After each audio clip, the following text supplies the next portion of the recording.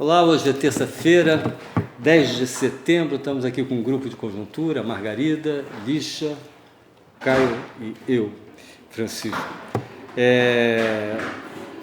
Estas semanas têm nos trazido informações sobre o desempenho da economia que nos parecem bastante contraditórias, né?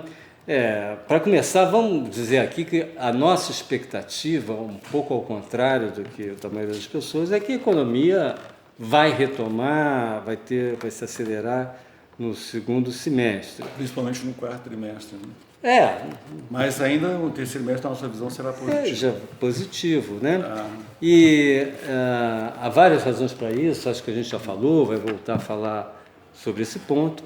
E há evidências diversas nessa direção, né? O Caio vai explorar depois, mas a gente pode ver contratação de emprego que está crescendo, tem até um artigo nosso com dados sobre isso no nosso site, crédito que está crescendo, as pessoas físicas, as empresas, e por aí vai. Quer dizer, e ninguém dá emprego, ninguém toma crédito, etc., se não for para aumentar a produção, para consumir mais, etc., etc. Então, tudo isso sugere para a gente que está havendo esse movimento. No entanto, vem outras informações que aparentemente são contraditórias. A principal delas, que é muito utilizada pelas pessoas como uma sinalização de para onde está indo a economia, é o dado da produção industrial, que veio ruim na última divulgação do IBGE e que, na verdade, confirma uma sequência de resultados fracos para a indústria brasileira. Então, vamos conversar um pouco sobre isso, o que dizem esses dados, como é que a gente concilia isso com o que a nossa interpretação da economia e outras evidências estão dizendo.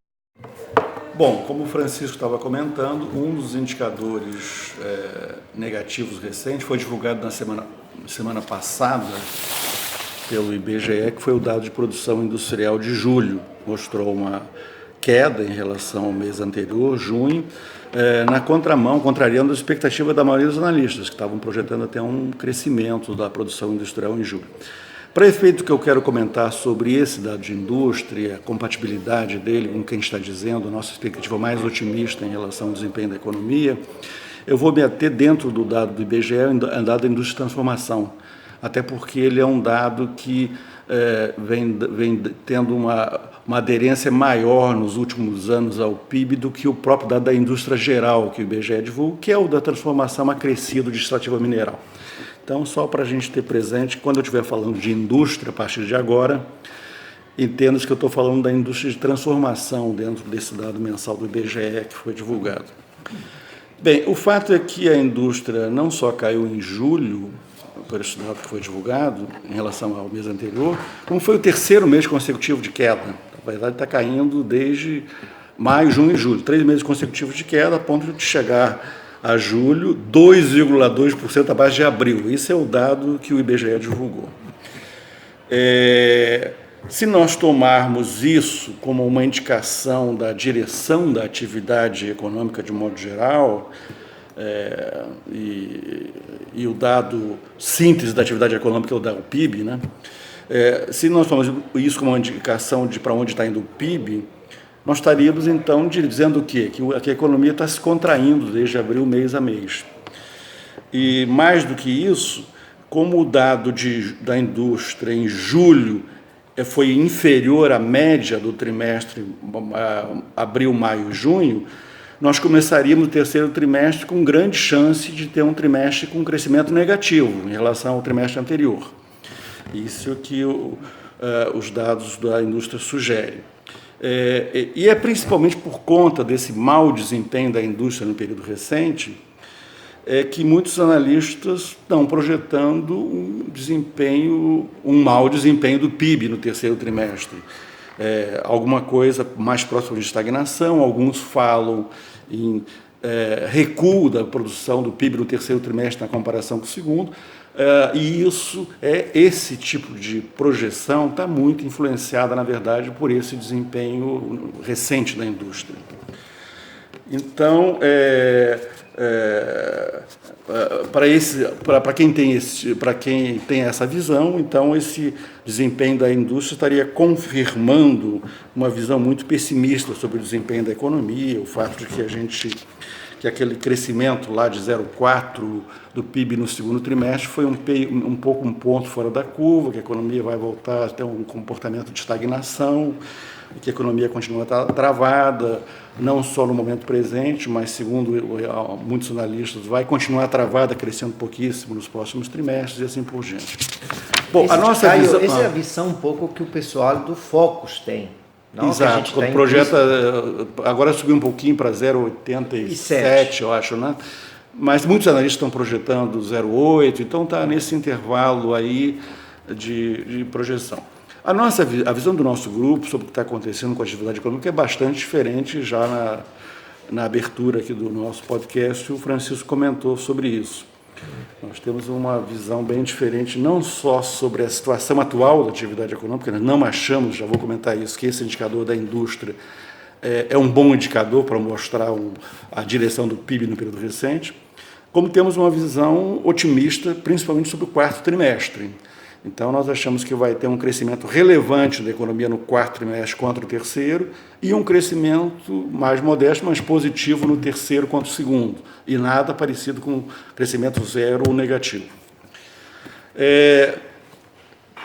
Para avaliar a aderência, então, um primeiro aspecto que eu acho que a gente tem que ter em conta para discutir essas questões, dado que o dado de indústria está influenciando muitas projeções que vêm sendo divulgadas da semana passada para cá sobre o PIB. Um primeiro aspecto a se ter em conta é o seguinte, é que esse indicador mensal de indústria do IBGE, com ajuste sazonal e tal, não tem sido nem de longe um bom indicador da trajetória do PIB. Esse é um primeiro ponto a se ter presente. Para avaliar melhor isso, o IBGE não divulga PIB em bases mensais, a gente sabe que só divulga trimestralmente, mas tem 2 indicadores que divulgam bases mensais, o PIB, e procuram replicar a metodologia que o IBGE usa nas contas nacionais, que é o monitor do PIB, do IBRE-FGV, e o indicador que o Banco Central divulga mensalmente do PIB, que se chama IBCBR. O interessante nesses indicadores é que eles mostram, se a gente pegar lá do início de 2018 até hoje, eles mostram uma trajetória do PIB mensal muitíssimo parecida, o que reforça um pouco a confiabilidade dessa trajetória, porque os 2 indicadores, feitos por instituições diferentes, mostram uma trajetória parecida. Que trajetória é essa?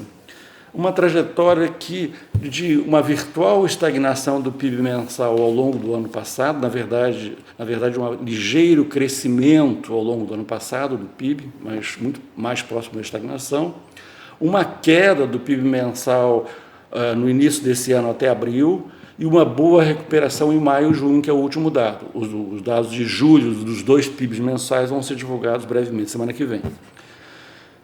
Ora, se a gente olhar o dado da indústria mensal com ajuste sazonal, esse do IBGE, que está influenciando tantos analistas, a trajetória dele é rigorosamente oposta do PIB desde o ano passado.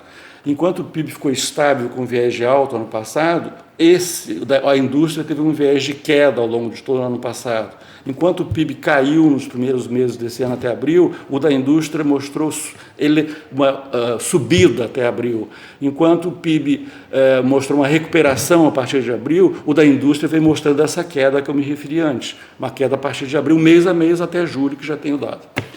Então, vocês veem que é uma trajetória totalmente diferente da do PIB. Aliás, Caio, eu acho o seguinte, quer dizer, isso é plausível de ocorrer, se a gente pensar o seguinte, que o setor de serviços é um setor que representa quase 70% do PIB, quase 70%, e é um setor que vem crescendo. Uhum. A indústria de transformação, hoje o peso dela é algo próximo a 10%. Uhum. Tá certo? A gente tradicionalmente associa os dois, porque a indústria normalmente, quando cresce, ela cresce muito, Então as taxas de variação dela acabam influenciando o PIB. E depois, quando ela entra em recessão, ela cai muito, né? Ela tem esses movimentos mais intensos que o movimento do PIB e acaba puxando um pouco para um lado e para o outro. Agora, em termos de peso na economia, o setor de serviços tem um peso. Mas eu queria só fazer tem uma... a construção civil também, que está iniciando uma recuperação. Isso não está no dado da indústria de transformação. Então a gente tem aí dois aspectos. Está implicitamente, eu acho que tem duas coisas aí pelos insumos da construção civil, mas não é um bom indicador da construção mas civil. olha só, tem duas coisas aí, tudo que o Caio e o Francisco estão falando, que eu acho que são importantes da gente entender. Quer dizer, a gente está sugerindo que o dado do terceiro trimestre de 2019, vai ser um dado de um PIB ligeiramente positivo e não negativo. Então a gente, do ponto de vista da demanda agregada, tem dois componentes que sugerem uma subida. O crédito à pessoa física sugere que o consumo das famílias está crescendo. E o dado de investimento que o IPEA recentemente divulgou também sugere aumento do gasto, do investimento. Do lado da oferta, a indústria está indo mal, a indústria de transformação em particular está indo mal, mas a da construção civil e o setor serviços parece que estão indo bem. Então, na verdade, apesar do mau resultado da indústria de transformação, a gente pode ter sim um terceiro trimestre de PIB perfeitamente no terreno positivo. Mas por esses só queria comentar componentes assim, mesmo levando em conta, e eu concordo com tudo que vocês estão falando, Francisco e Margarida, eu queria chamar a atenção ao seguinte, é que tem um tipo de indicador, métrica da indústria, que de fato tem tido mais aderência ao PIB, que não é esse indicador muito usado, mensal, de que está caindo mês a mês, nos últimos meses. Qual é esse indicador? Então, na verdade, existe uma métrica da indústria, que não é essa mensal, que mostra uma aderência boa com uma direção do PIB. Qual é essa métrica? Se a gente pegar os índices sem ajuste sazonal e períodos bem longos, por exemplo, 12 meses contra 12, a variação percentual de 12 meses do crescimento, né, da produção industrial, pega 12 meses e compara com os 12 anteriores. Nessa métrica da série sem ajuste e tudo mais, de fato, a trajetória, a direção do movimento da indústria dá uma boa indicação da direção do PIB. Então, para além dos comentários do Francisco e da Margarida, eu quero dizer que, mesmo o dado específico da indústria, numa métrica particular, que é essa período bem mais longo, 12 meses contra 12, ele dá uma ideia da direção. Se nós pegarmos de 2013 para cá, vocês vão ver que a direção da indústria 12 meses contra PIB 12 meses, ambas as variáveis se movem na mesma direção. Uma acelera, outra acelera, uma desacelera, outra desacelera. Claro que, como o Francisco falou, com movimentos muito mais intensos para cima e para baixo da indústria em relação ao PIB. Mas o fato é que a correlação entre as duas variáveis é muito estreita, no sentido de que a gente pode, olhando para uma, mais ou menos inferir o comportamento da outra. Isso foi particularmente verdade, essa ideia da correlação muito estreita, até o final de 2017, na verdade. De lá para cá, o que a gente tem tido, quando olha indústria e PIB, é que, nessa métrica 12 meses contra 12, é que a direção continua sendo parecida. Agora, a correlação se enfraqueceu muito. Então, uma forte desaceleração das indústrias pode significar uma mexidinha muito pequena no PIB, que é o que tem acontecido, e não um recuo significativo do PIB e assim por diante. Então, a direção continua sendo a mesma, mas a correlação muito enfraquecida em relação ao que era até o final de 2017. O que a gente, olhando para essas variáveis, o que a gente pode dizer do PIB, né, 12 meses contra 12, de agora até o final do ano? Agora, em junho, o PIB nessa métrica estava em 1% e a indústria de transformação em 0%.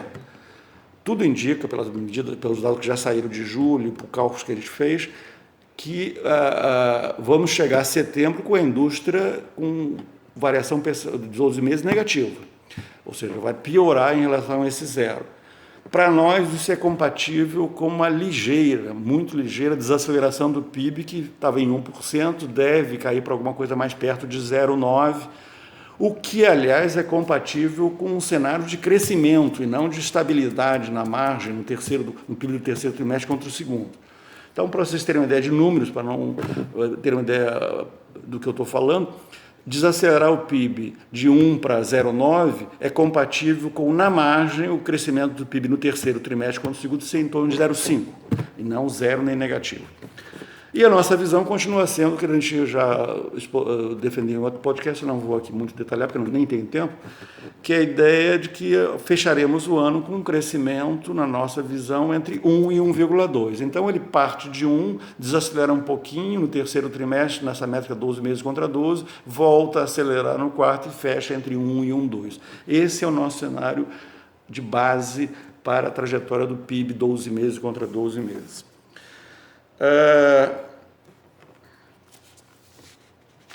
Bom, vamos passar para um outro ponto, que é o seguinte. Entre os indicadores, se por um lado esse indicador mensal do PIB vem dando um sinal muito negativo, né, de queda a partir de abril, nós também temos indicadores outros que apontam, e o Francisco fez referência a alguns, que apontam na direção oposta, ou seja, de que a economia, o crescimento ficaria mais encorpado no restante do ano. Eu destacaria 3 indicadores. Concessões de crédito de pessoa física, que tem subido bastante no período recente, iniciou o terceiro trimestre com um crescimento muito vigoroso. Um segundo indicador é o indicador de confiança empresarial da FGV, que tem mostrado também um viés de alta nesse início do terceiro trimestre, e ele é um bom indicador da direção do PIB mensal, na verdade esse que é calculado em bases mensais, da direção dele. E um terceiro é o dado que o Francisco se referiu do crescimento da população ocupada, que está com um viés de alta. Eu não vou me deter muito nesses últimos 2, porque não tem tempo, mas eu queria explorar alguns aspectos que me parecem relevantes da questão das concessões de crédito pessoa física, e o que está acontecendo com isso, e como indicador relevante para a gente pensar como isso pode vir acompanhado de uma aceleração do PIB logo à frente. Quando a gente olha dados de crédito para tentar correlacionar com o PIB, a gente, em princípio, tem um amplo leque de dados. A gente pode tomar dados de estoque, de saldo de crédito, pode usar dados de fluxo, né, de concessões de crédito, pode usar do crédito total, pode usar do crédito pessoa jurídica, pessoa física. Bom, desse conjunto todo, o que de longe tem mostrado mais aderência ao comportamento contemporâneo do PIB, não defasado, é o dado de concessões de crédito pessoas físicas. Isso, aliás, o Caio, é bastante plausível que seja assim, né? Porque, afinal, o consumo é uma parcela substancial da demanda total da economia, né? A demanda de consumo das famílias, né? Algo como 60%. Um pouco mais, quase 2/3.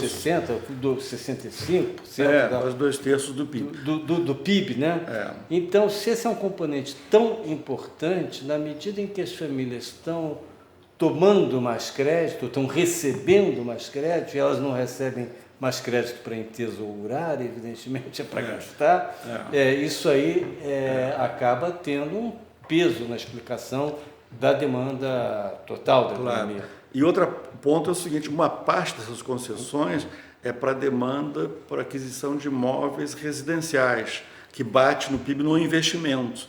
Então, as concessões de crédito de pessoas físicas, o grosso bate no consumo das famílias, uma parte bate no componente de investimento que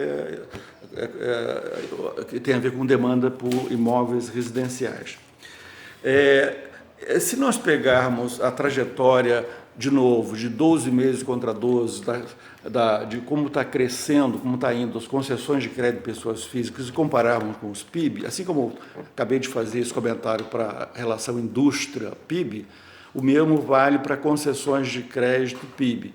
Nós vamos ver movimentos desde 2013 para cá na mesma direção, sempre.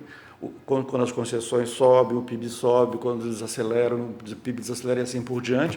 Mais do que isso, não só na mesma direção, mas com uma correlação altíssima principalmente até o final de até o terceiro trimestre, para ser mais preciso, de 2018. De lá para cá, essa correlação se enfraqueceu.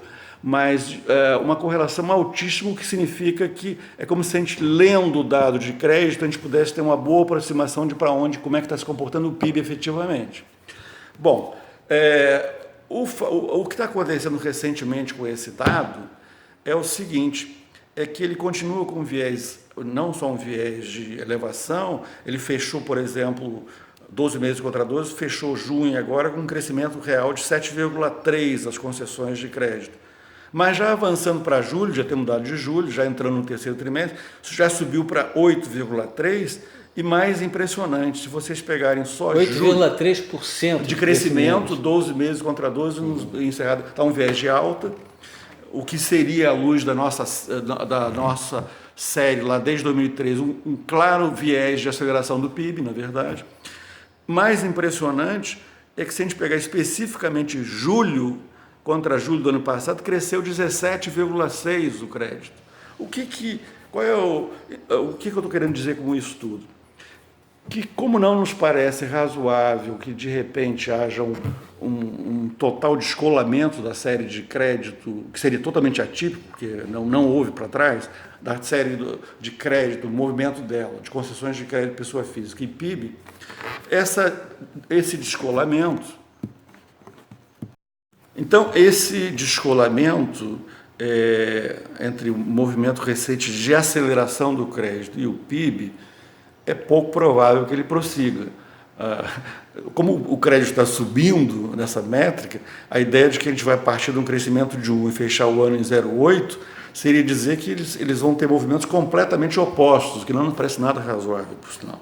Agora, só para fechar, eu queria fazer um comentário mais geral sobre o significado desse comportamento de crédito, do crédito no período recente, que é o seguinte: se nós olharmos para o que aconteceu nos últimos anos na economia, certamente uma questão enigmática, a gente já tocou nisso em outros podcasts, mais lá para trás, é que a gente teve uma espetacular queda das taxas de juros dos primeiros meses de 2016 para cá, e ao contrário da nossa experiência tradicional, isso veio acompanhado de uma recuperação pífia do crescimento. Duas razões importantes para esse comportamento atípico de uma recuperação tão modesta na esteira de uma enorme queda melhora das condições financeiras com queda das taxas de juros de diferentes prazos. Duas razões importantes para isso são: uma é a questão que, de certo modo, a reforma da Previdência foi um avanço muito significativo, que é a questão da incerteza fiscal. Já comentei isso em outros podcasts, porque a enorme incerteza fiscal significava sempre deixava no ar a possibilidade de uma virada brusca das condições financeiras, e isso travava decisões de gasto, mesmo, em particular das empresas, mesmo num contexto de juros baixos. Mas o outro fator que vinha limitando, e agora a tendência é que limite cada vez menos, o crescimento, digamos, o poder estimulativo dos juros baixos, é o fato de que essa crise de 2014, 2016, que se estende até agora, mas lá foi o auge, né? Ela foi uma crise tipicamente associada a um endividamento excessivo de famílias e empresas, uma alavancagem excessiva de famílias e empresas. Nesse contexto, quando os juros caem, como caíram, o primeiro movimento não é de gastos maiores de empresas e famílias, é de desalavancagem, é de redução do seu endividamento. Os balanços das empresas já mostram que houve um avanço significativo de melhora dos indicadores de endividamento das empresas, no sentido da desalavancagem, e no caso das famílias também, e eu diria que esse indicador, que começa agora a crescer de forma muito significativa, que é concessões de crédito pessoa física, é um indicador eloquente exatamente disso, de que agora as famílias já estão numa outra fase, já avançou o suficiente a desalavancagem, a redução do endividamento dela, a ponto de elas poderem se permitir tomar crédito e com isso elevar o seu consumo familiar. Então, eu encerraria nesse ponto, ou seja, dizendo que esse indicador e mais os outros que eu não pude comentar, mas que vão na mesma direção, que é o índice de confiança empresarial melhorando e o crescimento da população ocupada, dão um viés de aceleração do crescimento à frente, e esse continua sendo o nosso cenário básico. Bom, então, como fica claro, né, a posição aqui do nosso grupo, ela está em grande medida indo contra a corrente, pelo menos contra uma posição dominante em termos de análise de como está a economia brasileira hoje, para onde ela tende, sobretudo para onde ela tende nos próximos meses e daqui para frente, né? Mas nós temos alguns argumentos que nos parecem bastante sólidos e evidências também para que a gente mantenha essa aposta que nós estamos fazendo, e vamos estar aí acompanhando a evolução dos acontecimentos nos próximos meses para ver se realmente se confirma isso tudo que nós estamos aqui seguindo a máxima do Nelson apostando. Rodrigues, que se os fatos estão contra mim, pior para os fatos. Nós não temos essa posição. Não, de jeito nenhum. Se os fatos mostrarem que nós não estamos certos, nós refaremos a análise. Isso. Mas com os dados que a gente tem, com a nossa visão que a gente tem hoje, a gente tem uma visão muito diferente da maioria dos economistas do Brasil hoje sobre o que nos espera nos próximos meses. Nós, como analistas aqui convictos da conjuntura, damos total razão aos fatos, mas os fatos estão em curso, né? Se daqui a um ano... Vamos monitorá-los. Vamos monitorá-los. Se daqui a alguns meses eles provarem que estávamos errados, vamos reconhecer isso aqui e tentar entender por que erramos. Mas eu acho que não vai acontecer isso. Abraço.